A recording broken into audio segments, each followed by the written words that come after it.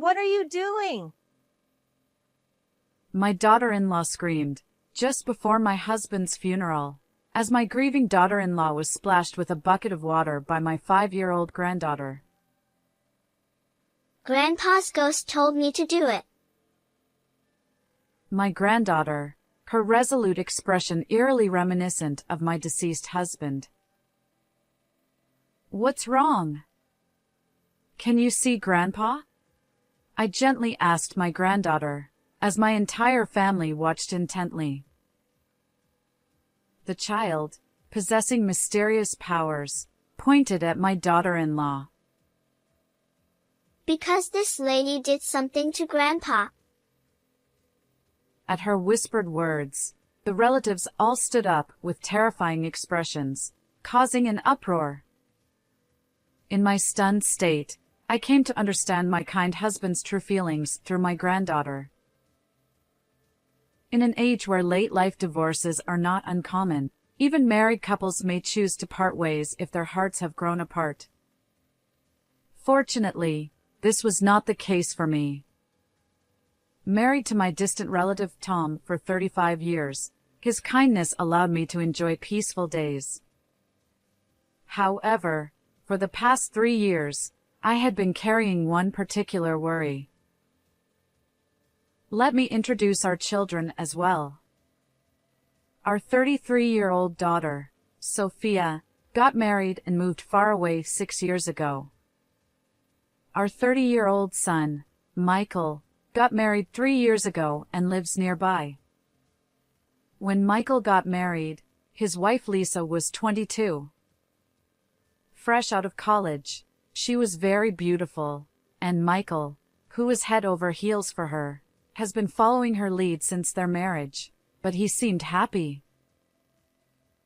Our daughter and her husband have a 5-year-old daughter named Mia. They seem to be enjoying their days, and Mia, who is cute and talkative, was a treasure to both my husband and me. Because they live far away, we didn't have many opportunities to see them, but we always eagerly awaited the chance to see our first grandchild. When will we see Mia next? Maybe during the holidays? I would ask. We promised to go to the zoo together last time. My husband would reply. Well, in that case, I'll make a lunchbox. Let's all eat together on a bench, I would say. That sounds great. I'm looking forward to that day.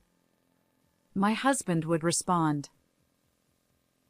Those peaceful days came to an end 3 years ago, right after Michael married Lisa. My husband, Tom, suddenly collapsed at work and was rushed to the hospital.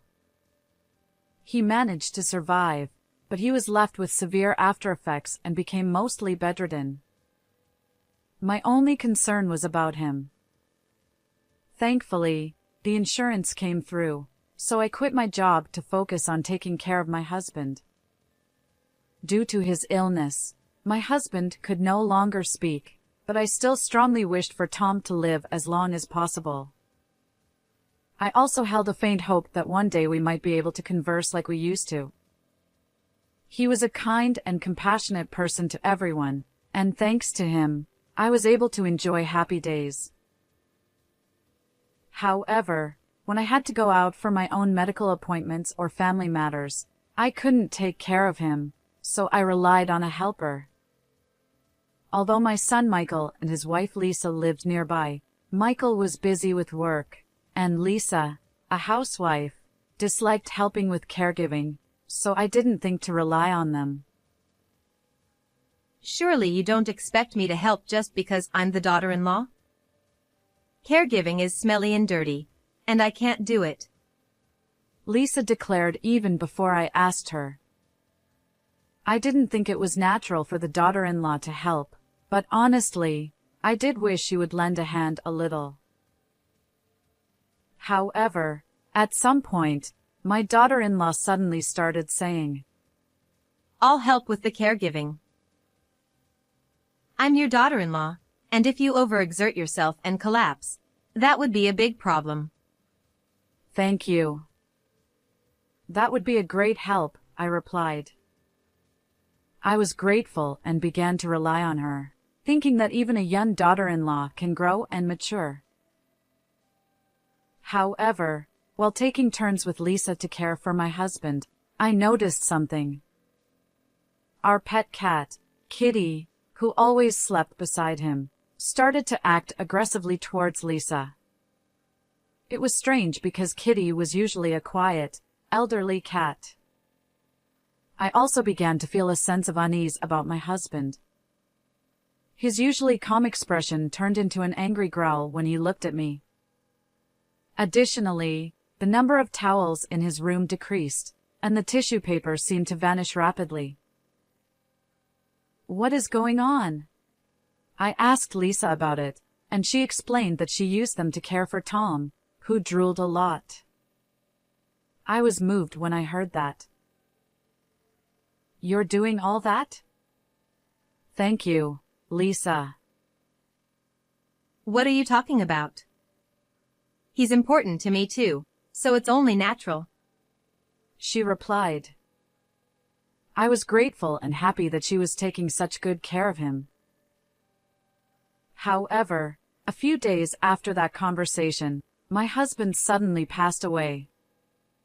While I was out for a medical appointment, Lisa, who was with him, noticed something was wrong and called an ambulance, but it was too late. When I rushed to the hospital, Tom was lying there, lifeless, with his eyes closed. Tom, this can't be, please, open your eyes. A little while ago, the hospital had said he seemed to be doing well, so I was shocked that my husband passed away so suddenly. Perhaps when he growled at me, he was trying to tell me he wasn't feeling well. If I had taken him to the hospital right away, maybe he could have been saved. I was filled with regret, unable to eat or cry. I had no idea at the time that a terrifying truth was hidden there. On the day of my husband's funeral, we held it at home as he had always wished. Fortunately, we were able to borrow the parking lot of the nearby community center, and many familiar neighbors came to help. In my days, my son and his wife took charge of the funeral arrangements. Tom, why did you leave us so soon? I wanted to spend more time with you. Lisa cried, even more than I did. Seeing her cry so much, the relatives were moved, thinking she had taken good care of him. As people continued to gather, our granddaughter Mia, whom my husband had always wanted to see, came with our daughter. Mia toddled over to my husband's portrait and tilted her head. Grandpa, what happened? As I watched her curiously, an astonishing event occurred shortly after. Mia suddenly walked out into the hallway and then, out of nowhere, splashed a bucket of water on the grieving Lisa from behind. The place was in an uproar. Ah! What are you doing? Screamed Lisa. Because Grandpa's ghost told me to, said Mia. Hearing Mia's words, the relatives who had been making a commotion turned pale and focused their attention on the little girl. At that moment, Mia's parents, Sophia and her husband, were unfortunately away dealing with guests. I was convinced that my husband was trying to communicate something to me through our granddaughter. I actually knew that Mia had mysterious powers. Since Mia turned 4, I often received consultations from Sophia. When a nearby elderly person passed away, Mia would say things like, "The lady said it was painful, but now she's at peace." Not only that, but she would also tell the family where the hidden savings were or convey words of gratitude from the deceased. Moreover, her voice and tone would change depending on the situation. Having heard such stories, I thought that perhaps Mia was conveying my husband's words at that moment. However, from Lisa's perspective, she was suddenly splashed with a bucket of water by Mia and then told about my husband's ghost, leaving her completely bewildered. As a result, she revealed her true nature all at once. What is wrong with this kid? She's creepy. Stay away from me. Go away, Lisa said, grabbing Mia and trying to push her down. At that moment, Kitty, who had been sleeping on a cushion in the corner of the room, woke up and attacked Lisa. But Lisa swatted Kitty away with her hand, causing the cat to hit the wall. Lisa then tried to hit Kitty with a nearby vase, but I stopped her with all my might. Kitty ran behind Mia for safety. Lisa, calm down, I said, while wiping her wet body with a towel and trying to soothe her as she breathed heavily in anger. My mind was filled with questions. Why does Kitty hate Lisa so much? Could something have happened when I wasn't around? Suddenly, I remembered something. I wanted to check it, but Lisa was furious, saying, You shouldn't spoil her just because she's a child. We should get rid of this cat too. I was doing my best to calm her down. When I looked at my granddaughter, I saw her biting her lip and glaring at Lisa. Mia, what's wrong? Can you see Grandpa? Because this lady told Grandpa to die soon, and that Grandma would be next. What?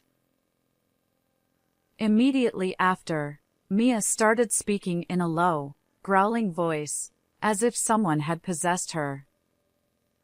Her expression was resolute, unlike her usual self, and she somehow resembled my late husband. It was my daughter-in-law who poured water on my face and stuffed tissues in my mouth to stop my breathing. I won't forgive her for targeting Mary's life too. I will never let her have my property. Lisa began to tremble. Despite the room not being hot, sweat was pouring from her forehead. What are you talking about? Stop saying such nonsense. Someone get this kid out of here. Lisa shouted in anger. Ignoring Lisa's outburst, Mia furrowed her brow and wore a terrifying expression. I am Tom. I will show you proof. Listen carefully to Mia's words. Then, one of the relatives started talking about things Mia couldn't possibly know, like how they broke a bone falling from a tree as a child or how it took a cousin a month to learn to ride a bike. The relatives began shouting, Tom is here, and he's telling Mia as a ghost, while looking around in a frenzy. Everyone, what's going on?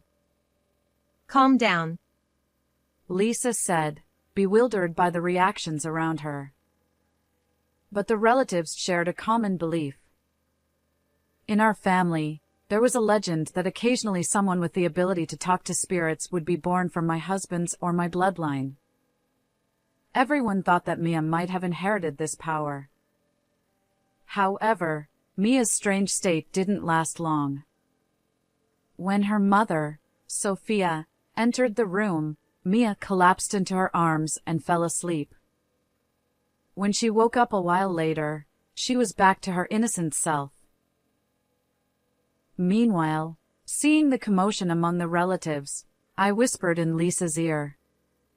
Lisa, calm down. I'll tell everyone how well you took care of Tom. Right. You'll prove that I took good care of him, won't you? Lisa said, calming down a bit as I handed her some tea. I need to go to the restroom, I said, leaving the room. And when I signaled to my relatives, just a moment, everyone fell silent. The reason I left the room was to go to my husband's bedroom to check on something. There, I discovered a shocking truth that made my entire body burn with anger. I will never forgive you. I will make sure justice is served. Feeling the anger welling up inside me, I carefully masked my emotions and returned to the room where Lisa and the relatives were. In my hand was a pet camera. I had bought it a while ago for Kitty and set it up in my husband's room, but it had been left unattended due to the chaos. Standing before everyone, I played the recorded data from the camera. It clearly showed my daughter-in-law harassing my husband.